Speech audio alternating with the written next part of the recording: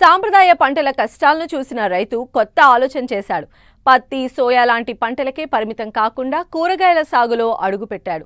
వచ్చిన దిగుబడులను స్థానికంగా ఉండే రైతు బజార్లో కూర్చొని నేరుగా అమ్మడంతో అధిక లాభాలు వస్తున్నాయి. సాంప్రదాయ పంటలతో పోల్చితే కూరగాయల సాగు లాభదాయకంగా ఉందంటున్నారు ఆదిలాబాద్ జిల్లాకు చెందిన రైతు.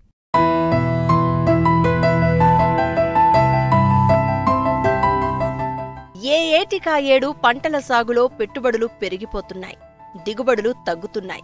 వచ్చిన దిగుబడులకు మార్కెట్లో సరైన గిట్టుబాటు ధర రావడం లేదు. దీంతో ప్రత్యామ్నాయ పంటల సాగుకు మొగ్గు చూపుతున్నారు రైతులు.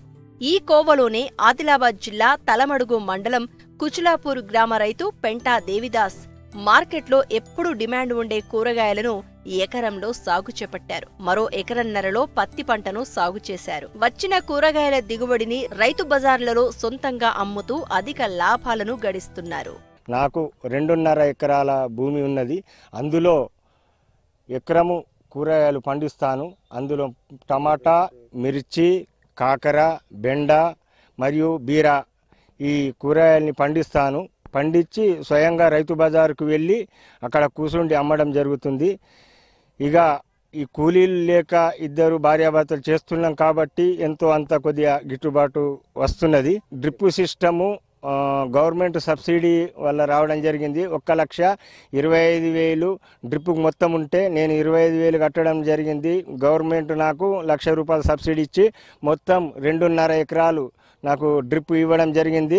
అందులో ఎకరంన్నర పత్తి వేశాను, ఎకరం కూరగాయలు పండించడం జరుగుతున్నది. టమాటా ఇప్పుడైతే రైతుల దగ్గరికి చాలా మంది దగ్గర రైతులు రావడం లేదు కాబట్టి టమాటా ఇప్పుడు అక్కడ ₹50 కిలో, ₹60 కిలో అమ్మడం జరుగుతున్నది. వంకాయ కూడా ₹50 కేజీ పోతున్నది. మిర్చి ₹100 పోతున్నది ప్రస్తుతము. కాకరకాయ ₹60 పోతున్నది. బెండకాయ 40 నుంచి 50 కేజీల రూపాయల కిలో పోతున్నది. ఎంతో అంత పత్తి, సోయా కన్నా కూరగాయలు మేలే అనిపిస్తున్నది. అందుకొరకే ఈ కూరగాయల వరకు మొగ్గు చూపిస్తున్నాం. ఈ విధంగానే అందరు రైతులు పత్తి, సోయా అటు వెళ్లకుండా కూరగాయలు సాగు చేసి మంచిని దిగుబడి చేయగలరని